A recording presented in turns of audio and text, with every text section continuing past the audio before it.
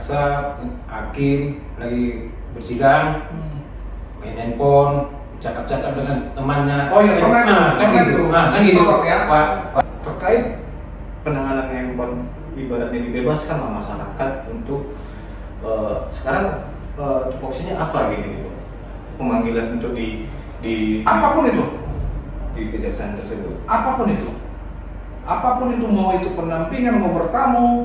Jadi di situ kadang ini aku pengen menyuarakan gitu kan. Kalau pandanganku kalau mau wilayah bebas korupsi silakan masyarakat bawa handphone. Iya. Jadi kalau ada yang menyala, direkam masyarakat kan, kalau ada anggotanya yang minta uang kan bisa direkam.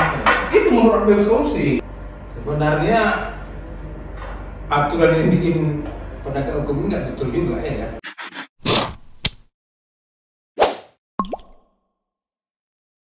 Kita di Cakap-Cakap Hukum bersama DPC Pradi Medan. Hari ini kita kedatangan tamu yang istimewa, yang agak berbeda. Kalau mereka ini ada termasuk yang mengontrol, yang mana sekarang ini no fear no justice. Jadi kuncinya di tangan mereka ini. Selamat siang Bang Haris. Selamat siang, Bang. Selamat siang, Pung. Ini. Selamat siang. Oke. Baik. Perkenalkan Bang Haris ini adalah Ketua Perwakme, Bang ya.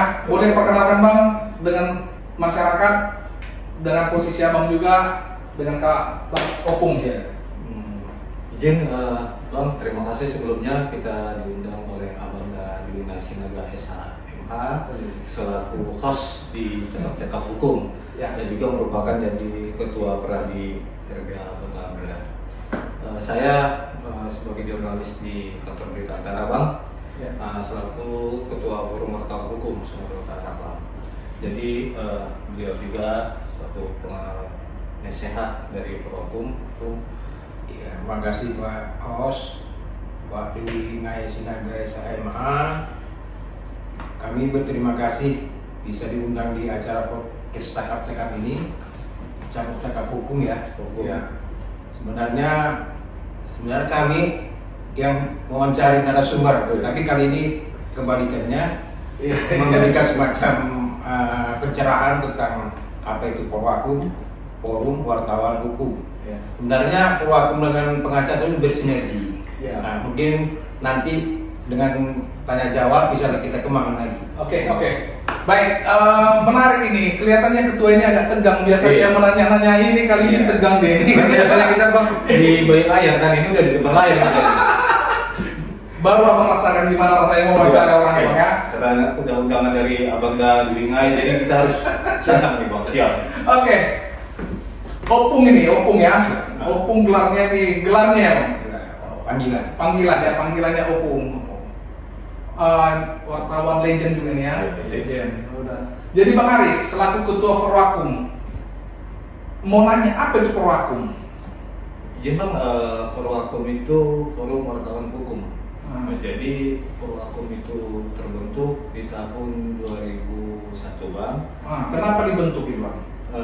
Karena di kami sebagai wartawan yang ada di unit hukum, meskipun di organisasi kami sudah ada di PWI gitu kan Bang, cuman kan ini unit dan wadah dari kumpulan wartawan-wartawan yang ada di bertugas di unit hukum itu, dan itu kami bentuk agar supaya ada silaturahmi Bang, STM antara kepedulian antara wartawan yang tergabung di unit-unit hukum itu sendiri seperti pengadilan, kejaksaan, lapas, rutan, kantor hukum, pengacara, ya agar supaya ada kepedulian sesama kami di wartawan hukum itu Bang. Berarti itulah dasar dibentuknya Perwakum. Yang pencetusnya siapa ini ya? Bang Haris ini sebenar-benar udah ketua 2 periode ya? 2 periode. Ini luar biasa ini pengalaman 2 periode. Berarti termasuk pencetus atau pendiri Perwakum juga. Kalau anggota Perwakum sendiri dari berapa jumlah Bang? Berapa jumlah orang dan dari media mana aja? Kalau kami Bang di Perwakum ini nggak banyak memang Bang.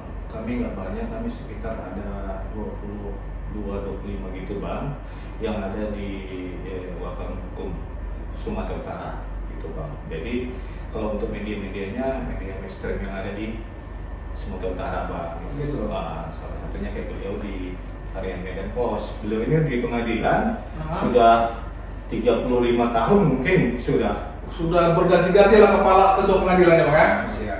Ada ini, dan kalau untuk pembentuk cetusnya Bang, ini semua kawan-kawan Bang, karena dulunya di pengadilan itu ada kita itu banyak kelompok-kelompok gitu Bang. Jadi gimana kita supaya menyatukan satu visi satu misi dan bisa berkeluarga gitu Bang. Jadi ini kita bentuk, jadi jangankan bukan hanya dari wartawan-wartawan itu aja, tapi ke keluarga juga Bang. Ke keluarga juga. Jadi satu keluarga itu dengan wartawan itu udah saling jumpa, ketemu gitu. Tapi kan ada nih Bang yang mempayungi PWI kah apakah? Jadi itu bagian dari Polwakum atau terpisah? Itu terpisah Bang, karena kan itu dia penguyuban Bang. Penguyuban untuk wartawan yang unitnya di hukum. Oh, khusus untuk hukum ya? Khusus hukum. Nah, di organisasinya yang dengan Dewan Pers tetap kami di PWI. Oh, di PWI. Dan alhamdulillah ketua PWI juga mendukung terbentuknya Polwakum ini gitu, pokjannya seperti gitu Bang. Berarti memang mau fokus di hukumnya aja Bang. Hukumnya itu berarti di kejaksaan, kepolisian sama pengadilan, rutan, lapas gitu. Yang berbau hukum ya. Menarik nih Bang. Ini sudah terdaftar nggak? Kalau kami untuk SK Kemenkumhamnya sudah Bang. Oh sudah. Berarti nggak menutup kemungkinan lah nanti ini di daerah-daerah ya, misalnya di Aceh, di apa gitu. Gimana? Nah, terima kasih Bang. Kebetulan kita sudah juga terbentuk di daerah Bang. Oh sudah. Di Sergi. Kalau tidak ada halangan di tanggal 24 Agustus kita melantik di Polwakum Sergi Bang, Serdang Bedagai. Dan itu pula diapresiasi oleh Bupati Sergi juga Bang, terkait terbentuknya Polwakum di Sergi. Oh gitu ya. Jadi mantap. Menarik nih. Menarik. Kenapa saya mengundang Polwakum? Karena kan bersinggungan juga dengan yang namanya organisasi advokat. Harus kita bersinergi. Karena sekarang kan perkara kalau tidak dinaikkan kadang susah ini. Jadi kalau saya lihat Bang, gimana pandangan Abang sekarang ini kawan-kawan Polwakum, kalau kacamata saya melihat lebih tajam sekarang jurnalis daripada somasi pengacara. Apakah itu yang menjadi acuan dibentuk Polwakum hukum ini? Kalau sebenarnya Pak Bling, sebenarnya antara wartawan dengan pengacara itu beda tugasnya kan. Sebenarnya kalau di kami itu wartawan kalau memang ada semacam bantahan atau koreksi dari pembaca, itu ada hak jawab yang kita berikan. Ada tuh di Undang-Undang Pokok Pers itu diberikan kewenangan kepada pembaca itu memberi koreksi ke kita. Nah, itulah hak jawab segala macam itu kan. Dan kita wajib menanyakan apa itu hak jawab itu. Kan kalau kami tak mengenal istilah somasi. Yang somasi itu kan ada di pihak pengacara kan gitu. Masuknya lagi kan. Memang penting sekarang media ini sangat penting karena memang itu kebutuhan perkembangan zaman. Makanya saya bilang tadi lebih menarik kenapa kita undang tadi kawan Polwakum. Kadang somasi kita diabaikan, tapi kalau sudah masuk media, kadang berpikir, apalagi pihak kepolisian, pihak kejaksaan, pengadilan gitu. Jadi menurut Abang, narasumber kita, apa yang sering terjadi di dunia, contoh pengadilan, dalam meliput segala macam dalam dunia terjadi di kepolisian, apa yang sering terjadi permasalahan masyarakat? Nah, mungkin Bang, kadang ada juga yang menjadi kendala kita selaku wartawan yang ada di pengadilan Bang. Kadang ada juga perkara-perkara yang mungkin kita menilai itu menarik untuk dipublis, namun ada juga majelis yang merasa risih. Begitu. Ketika kita memang meliput di situ, padahal sehari-harinya kita di situ, namun dia tidak mengenal kita gitu. Dan itu pernah kejadian gitu dengan anggota kita di Polwakum Bang. Seperti mereka tidak terima dengan adanya foto kan gitu, dengan video gitu kan. Nah, sedangkan sidang-sidang yang lain kadang mereka tidak open gitu. Di situ kan gunanya Polwakum gitu ya. Menjadi sosial kontrol jadi di situ Bang. Jadi apabila ada perkara-perkara yang menarik ya adanya permainan hukum di situ, kita sebagai kontrol sosial di situ Bang. Gitu ya. Kalau Perwakum ini dengan instansi pengadilan, kejaksaan dan kepolisian gimana? Bersinergi atau gimana? Kita tetap bersinergi, Bang. Bersinergi dengan karena kan mitra, Bang. Namun tidak menutup kemungkinan juga kami mengkritik gitu, Bang. Kritik untuk membangun gitu, Bang. Contoh keterbukaan terkait yang saat ini ya, Bang. Saat ini kami lagi memantau terkait pembangunan pengadilan. Pengadilan negeri Medan, Bang. Di situ kami sudah memberitakan juga kan gitu, Bang. Meski mereka dibilang Tuhan ya dunia kan gitu, hakim ini kan gitu kan, Bang. Cuman kan kita sebagai kontrol sosial tetap memantau adanya terkait proyek di situ atau gimana ya, supaya jangan sampai tidak ada kenyamanan dari pencari keadilan di situ, Bang. Begitu ya.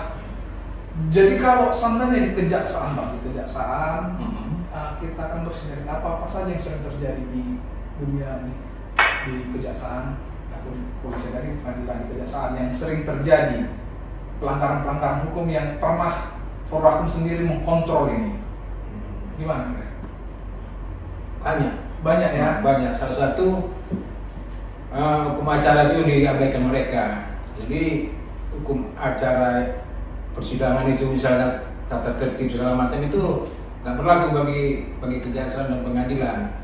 Nah, kan itu sudah kita misalnya kadang-kadang tapi kan jadi ketersinggungan itu, iya. Gimana? Kadang kan ketersinggungan kadang kalau kawan-kawan media menyorot, tapi sebenarnya itu penting. Apa berani kawan-kawan menyorot itu? Ya, kita ini selaku namanya wartawan itu harus sosial kontrol.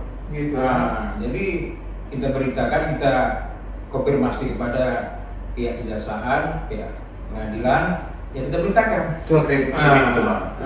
Tapi apakah semua pimpinan itu menerima? Kadang risih juga. Gimana Perwakum menanggapinya? Ya, kadang ketika kita sudah memberitakan itu, kita konfirmasi pihak terkait. Ketika dia tidak terima, ya itu silakan gitu, Bang. Cuman kita mempublikasi bahwasanya ini yang diharapkan publik gitu, Bang. Karena kan sesuai dengan aturan atau undang-undang faktur mereka sendiri. Nah, seperti contohnya gini, Bang. Dulu kemarin ada COVID, gitu, Bang. COVID dan persidangan itu memang secara online, virtual, kan gitu, Bang. Nah, sekarang kan tidak ada lagi COVID. Namun dalam persidangan itu masih ada diterapkannya online. Iya, benar. Kan gitu, Bang. Dan itu menjadi sebenarnya kami sebagai wartawan kan agak sulit juga. Ketika terdakwa tidak dihadirkan di dalam persidangan, kita kan kadang minta konfrontir terkait dia dengan tuntutan dia, misalnya dituntut mati, vonis mati gitu, Bang. Ketika dia keluar dari persidangan, kita kan harus mewawancarai dia gimana terkait keputusan itu, kan gitu, Bang. Nah, ketika adanya online, ya itu jadi sulit gitu, jadi terbatas jadinya, Bang, kan gitu. Padahal di KUHP mengatur bahwasanya terdakwa harus wajib dihadirkan di dalam persidangan. Di situ kan, Bang. Itu kadang kendala-kendala kami di situ, Bang. Kadang sempat itu juga yang kami buat pemberitaan terkait di mana sih laporan tersebut gitu, apakah masih diterapkan, di mana gitu. Gitu ya? Iya, Bang. Itu gunanya kadang kita di Perwakum ini, Bang, ya? Iya, Bang. Godaan pasti terjadi nih, Bang. Gimana ketua Perwakum dan penasihat ya, Bang, ya? Iya. Penasihat. Kadang kan godaan, apalagi cerita hukum ini kan godaan. Contoh tadi, kan ada aja yang bilang jangan diberitakan. Tolong lagi nih. Gimana itu, Bang? Tanggapannya?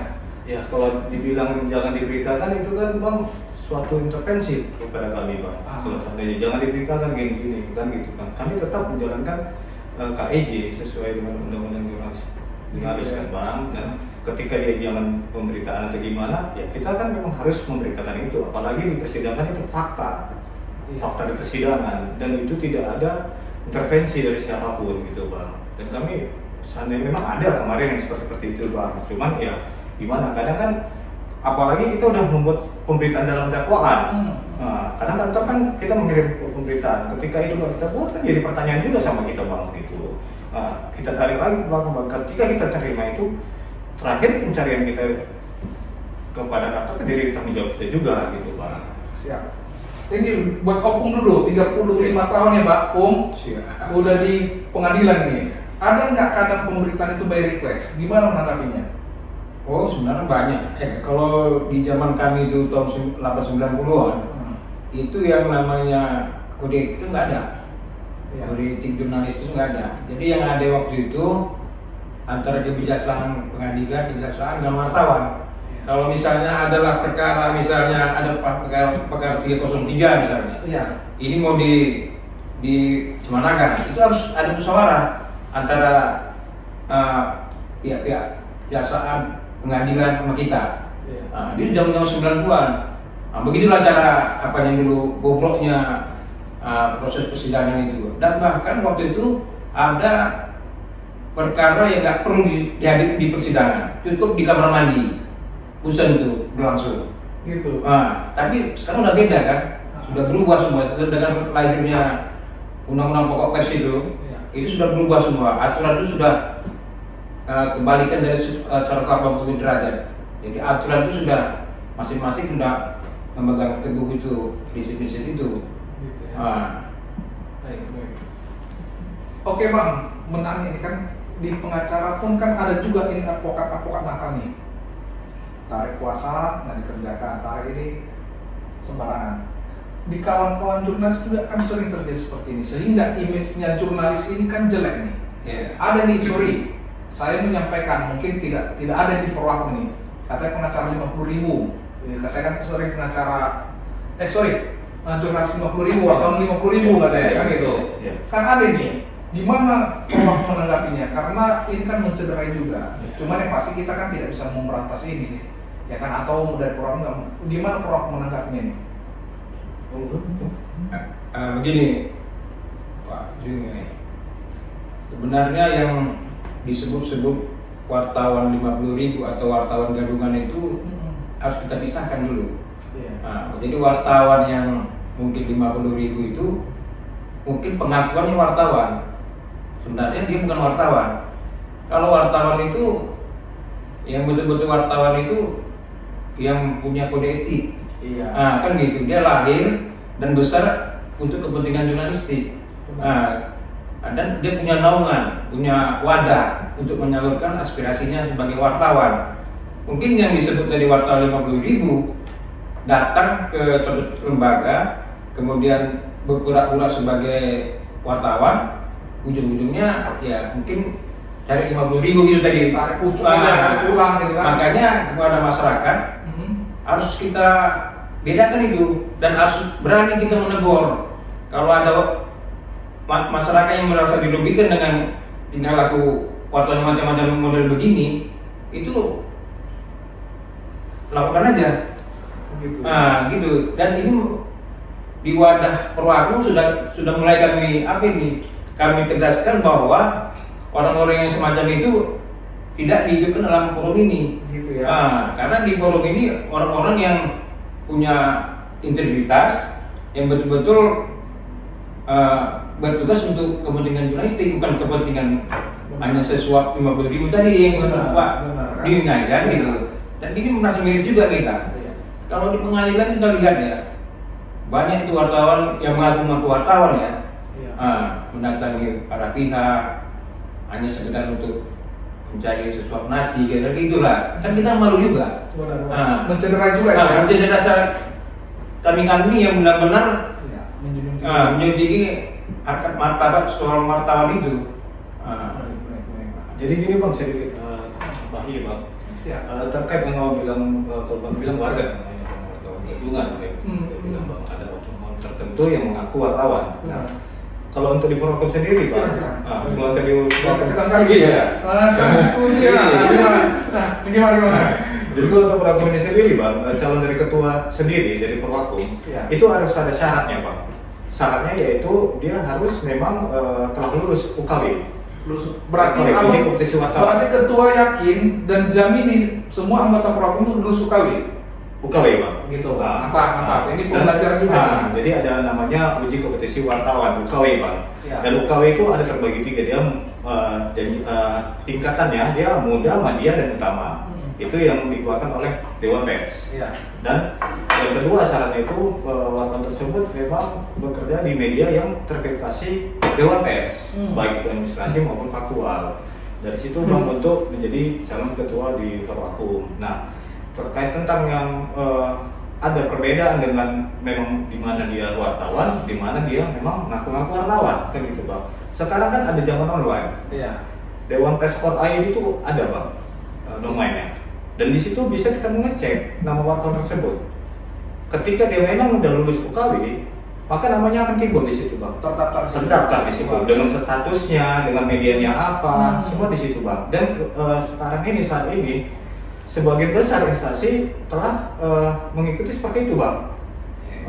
Jadi seperti kami kayak di Pemprov, di Pemko gitu bang, yang memang berunit di situ memang wartawan yang telah lulus UKW gitu, dan ininya terverifikasi faktual ataupun administrasi gitulah bang. Jadi kita minta himbau kepada masyarakat agar bijak gitu. Apabila ada oknum-oknum tertentu yang mengatasnamakan wartawan, apalagi dengan cara meminta-minta bang, itu bisa dilaporkan gitu.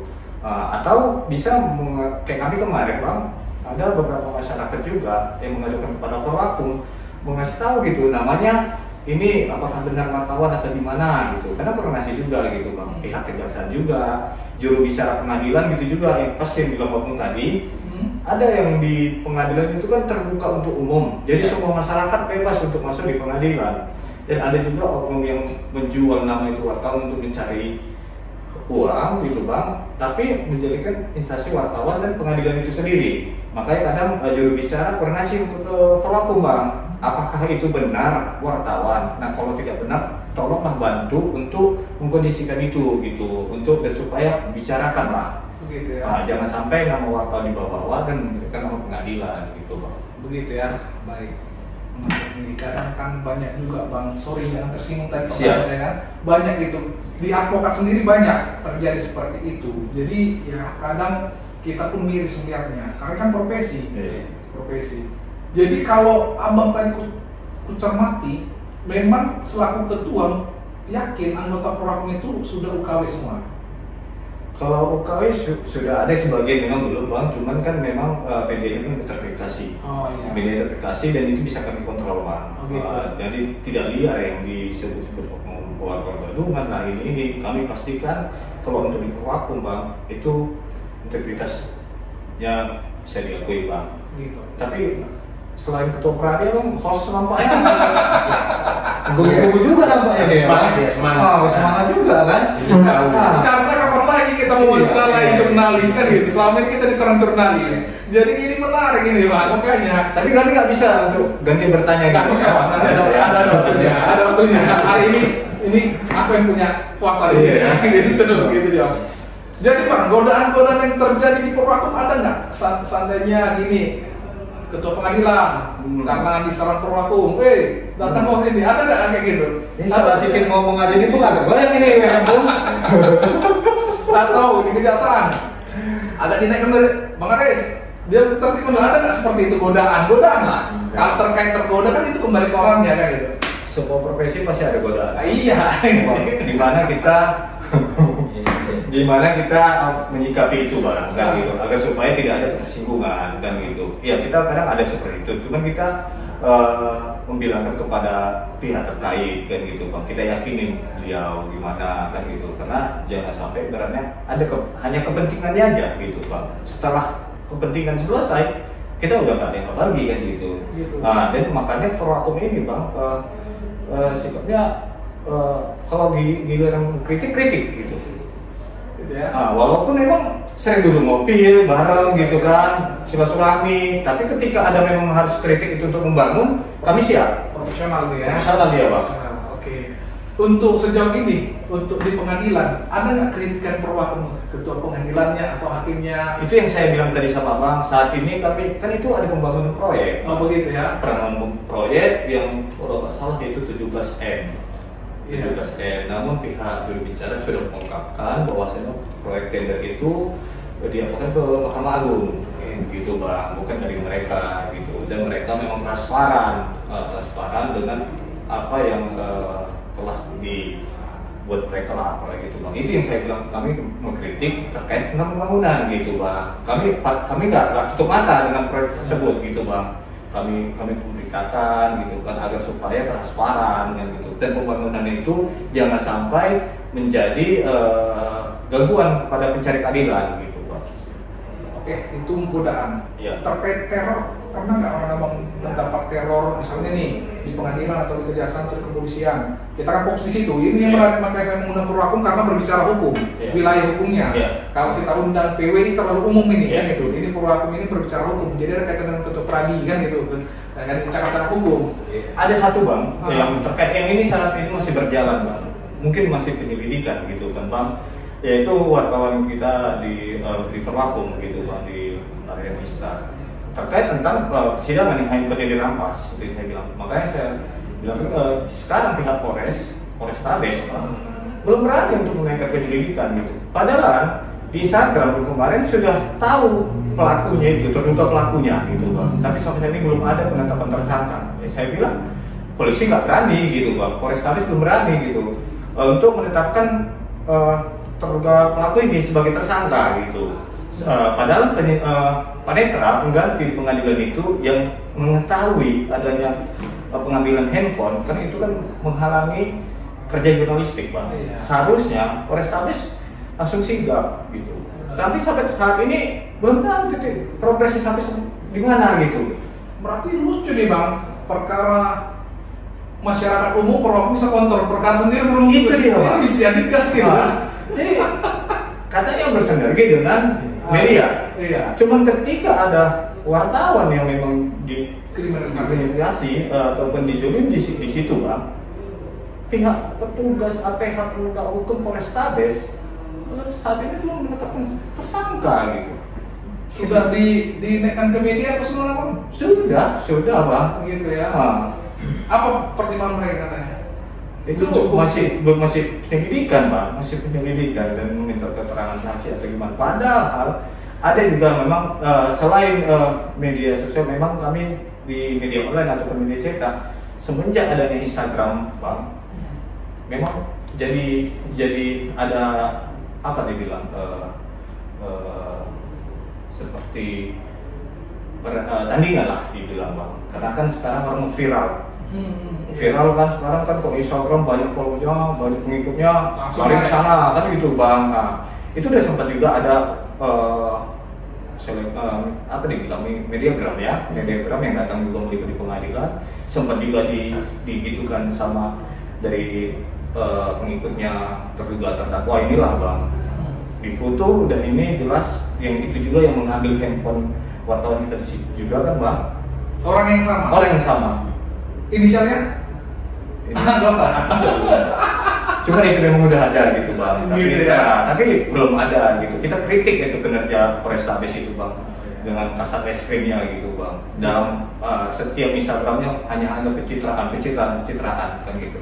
Namun kenyataannya gitu, wartawan yang diintimidasi, kriminalisasi saat ini belum ada titik terangnya. Baik bang, ini sorry bukan menyudutkan ya, ini kan sharing. Kadang kan banyak orang melihat menganggap gini, wartawan atau kawan-kawan jurnalis ini berlindung di hak imunitas, berlindung di keterbukaan publik. Kadang menjadi itu kita bilang tadi ada wartawan gabungan yang memanfaatkan ini. Istilahnya dia aku wartawan, jadi seolah-olah kalau namanya wartawan itu bisa masuk ke pekarangan rumah segala. Gimana pandangan dari penasehat atau ketua? Bang, ya itu yang saya bilang tadi, kita ada aturannya yaitu KIJ, Kode Etik Jurnalistik bang, dan Undang-Undang Pers bang. Ketika kita kan harus punya wartawan ini yang progresif harus punya etika. Nah ketika kita masuk tiba-tiba ke karangan orang tanpa seizin, ya itu kan udah nggak punya etika juga kan gitu. Jangan kan jadi profesi dari wartawan gitu bang. Pihak para penegak hukum aja apabila tidak ada rekomendasi surat ataupun dari perintah dari pimpinannya masuk ke sembarang orang kan itu udah nggak boleh bang gitu kan. Oke, yang bang pertanyaan menarik ini mungkin lebih sensitif. Di kejaksaan kan kadang kita penasihat hukum. Ini benar bang. Iya. Pertanyaan ini bang. Jadi di kejaksaan aku pengen menyuarakan nih bang. Di kejaksaan baik itu di kejaksaan manapun, baik di kepolisian, kadang kita dilarang bawa handphone. Gimana kawan-kawan mencermatinya? Sementara mungkin mereka takut direkam. Kalau yang bekerja benar-benar kan tidak ada masalah, kan gitu. Oke, kalau kawan-kawan media mungkin menjadi kendala juga seperti itu kan bang. sekarang kan bukan kamera lagi, kita bawa handphone. Sementara kita kalau di kejaksaan area steril, handphone dititip. Ini menarik ini Bang. Kan gimana tanggapan kawan media ini? Karena aku rasa kalau berbicara takut direkam, kalau memang tidak ada perbuatan yang nggak benar, kenapa takut direkam? Baik itu di kepolisian, tinggalkan handphone Pak. Nah, gimana Bang? Ini pengalaman saya ya Bang, Iya. kalau untuk terkait penahanan handphone di PTSP lah dibilang. Iya. Ketika kita mau ingin bertemu dengan pejabat tersebut harus meninggalkan handphone kan gitu. Kalau kami bekerja dengan sistem handphone, Bang. Kalau seandainya itu memang disuruh diletak di situ, berarti tanda kutip ada apa gitu, Bang. Perwakum sendiri pernah disuruh tinggalkan handphone? Sempat ada yang tinggalkan handphone. Sempat. Kalau kami pasti selalu. Sempat meninggalkan handphone, cuman saya langsung nggak terima dengan situ Bang. Karena apa? Karena kita bukan mau mencari hal-hal negatif. Cari kesalahan. Ada yang kesalahan kayak gitu. Kita hanya mau konfirmasi nih Bang. Ketika kita konfirmasi, kita mau foto nggak ada handphone bagaimana kan gitu. Dan saya mengambil dengan cara menelpon pejabat yang harus dikonfirmasi itu Bang. Dan saya minta kepada pejabat tersebut untuk menelpon petugas PTSP-nya agar supaya saya bisa membawa handphone. Gitu. Nah, kalau terkait tentang APH pengacara atau gimana, saya belum paham untuk tupoksi di situ Bang. Karena kalau untuk jurnalistik itulah alat kerja kami. Ketika itu disita, kami nggak bisa bekerja. Iya. Berarti pembungkaman. Gitu. Iya. Menarik Bang, makanya saya bilang tadi, saya mau bertanya, gimana tanggapan dari Perwakum sendiri yang selaku kita bilang social control, ini suara masyarakat ini, aku masyarakat di sini gitu, bukan ketua pradi, aku masyarakat. Kadang kita dilarang handphone nih, gimana tanggapan ketua Perwakum ini? Oh, aku belum jawab. Kalau untuk handphone mungkin Bang, ada ini bukan membela di sana atau gimana kan Bang. Mungkin ada kebijakan dari pimpinan mereka juga kan gitu Bang. Ada kebijakan terkait tentang mungkin menjaga agar supaya tidak jangan direkam lah apa gimana kan gitu Bang. Cuma memang seharusnya kalau memang terkait penahanan handphone ibaratnya dibebaskan lah masyarakat untuk sekarang tupoksinya apa gitu pemanggilan untuk di apapun itu di kejaksaan tersebut. Apapun itu mau itu pendampingan mau bertamu. Jadi di situ kadang ini aku pengen menyuarakan gitu kan. Kenapa? Memang sih kan di zaman viral sekarang itu mungkin pertimbangan pimpinan. Cuman kan kalau memang anggotanya baik kan kenapa bagus kerjanya, kenapa takut? Atau takut misalnya, sorry tanda kutip ada dugaan misalnya mau penyerahan uang. Dugaan ya. Jangan ini kawan-kawan media nih bahaya nih. Kata pengacara mengasih ada ini dugaan. Dugaan, mana tahu biar silent nih permainan gitu. Gimana abang menyikapinya? Coba Apa enggak gimana Bung? Sebenarnya aturan yang bikin penegak hukum nggak betul juga ya kan? Iya. Nah, sebenarnya nggak betul. Kenapa? Ya? Kenapa mesti ada aturan meninggalkan handphone untuk bertamu kan gitu? Benar. Nah, kalau memang mereka itu berdalih apa istilahnya orang ini mau menegakkan wilayah bebas korupsi misalnya. Makin kalau bisa bawa kamera kan gitu. Jadi siapapun yang bertamu dilarang kan gitu. Kan gitu pembatasan orang itu kan. Itu kebiasaan orang itu. Sebenarnya kalau memang mau memberantas korupsi ya kan datang dari diri sendiri sebenarnya. Nggak mungkin ada aturan-aturan seperti itu kan. Itu kan istilahnya sepihak itu. Kalau pandanganku kalau mau wilayah bebas korupsi silakan masyarakat bawa handphone. Jadi kalau ada yang menyalah, direkam masyarakat kan, kalau ada anggotanya yang minta uang kan bisa direkam. Itu menurut bebas korupsi. Jadi kenapa mesti gitu ya? Warga itu dibatasi kan gitu. Dan wartawan harus dibatasi. Sementara handphone itu tugas apa kita? Senjata kita, alat kita untuk apa? Nah, kadang-kadang kecuali puasa jam ya. Nah, makanya kami juga berharap juga nih anggota-anggota Peradi ini. Iya. Pengacara ini yang lebih vokal. Kalau 90-an dulu Pak diingat. Ini kayak model-model Kamaludin Lubis itu itu lebih Aldian Pinem itu orang tuh kritis kepada penegak hukum yang menyelesaikan gini. Kita lihat sekarang di 2000-an ini jarang kita lihat pengacara yang kritis kepada lembaga ini. Cobalah Pak DWG sebagai ketua Peradi mendorong ini supaya lebih menyuarakan ini dan kita backup itu ya. Oke, jadi Pak, jadi satu poin ini catatan buat satu poin PR juga dan yang menarik berarti disambut aspirasi saya nama ketua Perwakum ini akan menjadi bahan pertimbangan nanti kita suarakan ini terkait itu karena saya orang yang paling menentang yang begitu Pak. Ya kan? Baik Pak, kembali kita ke Perwakum. Perwakum ini fokus di pengadilan, di kepolisian, di kejaksaan dengan wilayahnya sudah jelas, tidak lain berbicara hukum. Untuk di Perwakum sendiri Bang dibentuk udah 2 periode ya? 2 periode. Udah berapa tahun ya Bang? Jalan 5 tahun. Jalan 5 tahun saya rasa bagus ini. Saya lihat Perwakum potensi karena bidangnya. Ada nggak niat membentuk lagi daerah misalnya Haji Dewi Serdang, ketua siapa? Karena kan Perwakum Sumut, berarti kan ada kabupaten-kabupatennya. Atau sudah terbentuk? Tadi kan Haji Dewi Serdang. Serdang Berdali. Serdang Berdali. Sudah ada beberapa daerah juga yang merapat Perwakum Sumut, Pak. Karena saya lihat potensi baik. Iya. Cuman kawan-kawan dan penasehat juga kami tidak sembarangan untuk merekrut gitu, bukan merasa sok hebat Perwakum ini tidak gitu Bang. Lebih selektif lah ya. Lebih selektif untuk menghindari itu tadi Bang, oknum-oknum yang memang mengatasnamakan Perwakum gitu kan, terakhir entah mengandung sana kemari gitu. Jadi gara-gara satu oknum nama yang udah susah payah kita besarkan dengan integritas ini jadi hilang hancur gitu Bang. Jadi sudah banyak Bang seperti banyak juga yang namanya Perwakum ya. Itu udah, itu paling kemarin itu lah Bang, di lapas itu gitu juga. Kejadian kemarin Bang mengaku Perwakum gitu, jumpai berarti udah besar ini ya Bang ya? Iya ya? Karena sempat juga kita diundang sebagai narasumber dari Mahkamah Agung Bang. Pesertanya para hakim dan ketua PN Pengadilan Tinggi Sumatera Utara untuk menjadi narasumber di bicara hakim Bang. Berarti nggak salah undang kita kan, kita mengundang Perwakum. Jadi selain saya tambahin ketua Perwakum tadi, selain menjadi narasumber di wilayah Mahkamah Agung, juga kita juga menjadi salah satu sumber penilaian bagi kriteria hakim nakal di Medan ini.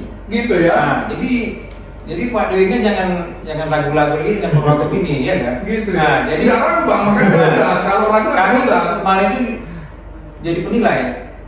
Kriteria si A, si B, hakim di sini menurut catatan mereka itu catatan buruk. Bagaimana penilaian Perwakum? Kita kasih gambaran. Apa perlu pengadilan kita kasih penilaian apa katanya?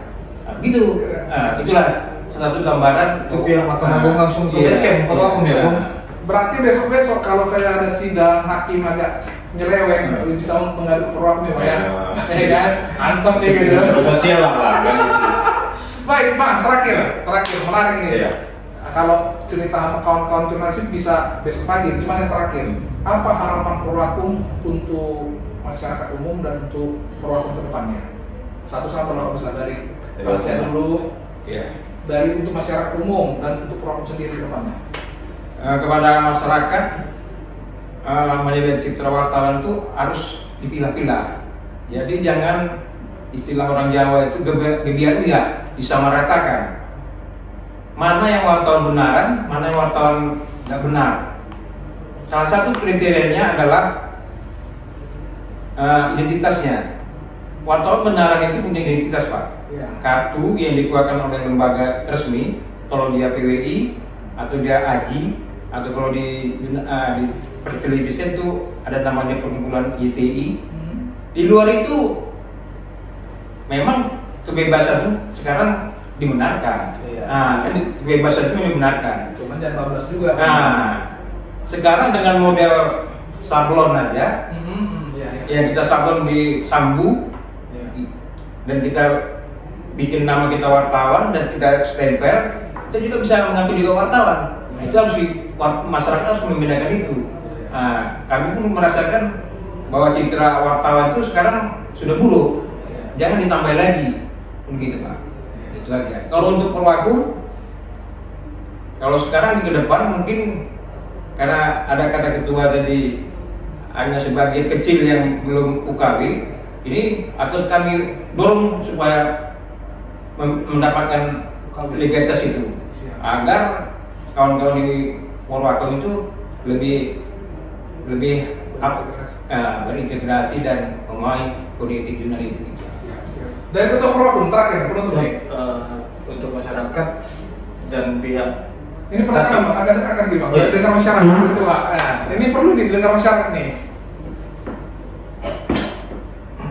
Untuk masyarakat dan Intrasilas selaku mitra kami Bang, penegak hukum bisalah menilai mana wartawan, mana yang mengaku wartawan gitu. Karena dari kriteria sosoknya saja bisa kita menilai kan gitu. Jangan sampai terjadinya adanya juga pemerasan terkait terakhirnya menjadi buruk organisasi ataupun wartawan, profesi wartawan itu. Kita berharap apabila masyarakat menemukan ataupun menjadi korban pemerasan terhadap oknum wartawan, silahkan langsung berkoordinasi dengan penegak hukum ataupun organisasi yang dia mengakui bahwasanya dia dari mana, dari ini gitu, segera langsung melaporkan dan bisa ditindaklanjuti sesuai aturan undang-undang yang berlaku. Itu Bang. Untuk Perwakum sendiri Bang, untuk wadah Perwakum gimana harapan selaku ketua? Harapannya Perwakum Bang tetap menjadi sosial kontrol masyarakat, yaitu yang pertama untuk mencari keadilan gitu. Apabila masyarakat juga mendapatkan diskriminasi ataupun sulit untuk mendapatkan penegakan hukum, itu bisa mendatangi Perwakum atau menghubungi Perwakum untuk terkait mencari keadilan itu sendiri gitu Bang, agar supaya suara menyuarakan apa yang seharusnya memang didapatkan, keadilan yang seharusnya dia harapkan gitu Bang. Baik, terima kasih luar biasa Bang, terima kasih Bang Aris. Terima kasih. Luar Satu lagi Bang, Iya. satu lagi tambahan Bang.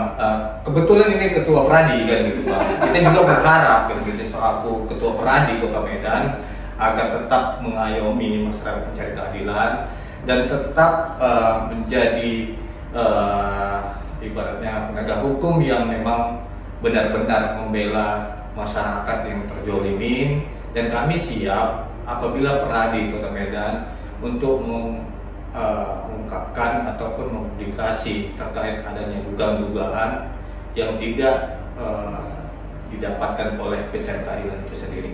Terima kasih bagi Pradi Cap Hukum ini. Kena senggol lagi, memang benar ini. Tadi kita menyinggung kesenggol. Baik, terima kasih Bang Aris, terima kasih Pung. Ya, baik, buat masyarakat hari ini tamu kita luar biasa. Kita sudah dengarkan tadi latar belakang Perwakum, tujuannya ke depannya, dan kita berharap juga Perwakum hadir untuk masyarakat mencari keadilan, untuk menyuarakan apabila ada instansi-instansi atau pihak-pihak yang nakal boleh disuarakan. Itu harapan dari Bang ya, sehingga menjadi social control. Baik Bang, yang terakhir kita Bang, ada yel-yel dari cakap-cakap hukum. Kalau saya bilang cakap-cakap hukum, cocok kau rasa. Oke? Siap. Oke. Cakap-cakap hukum, Cocok kau rasa. Itu dia, terima kasih.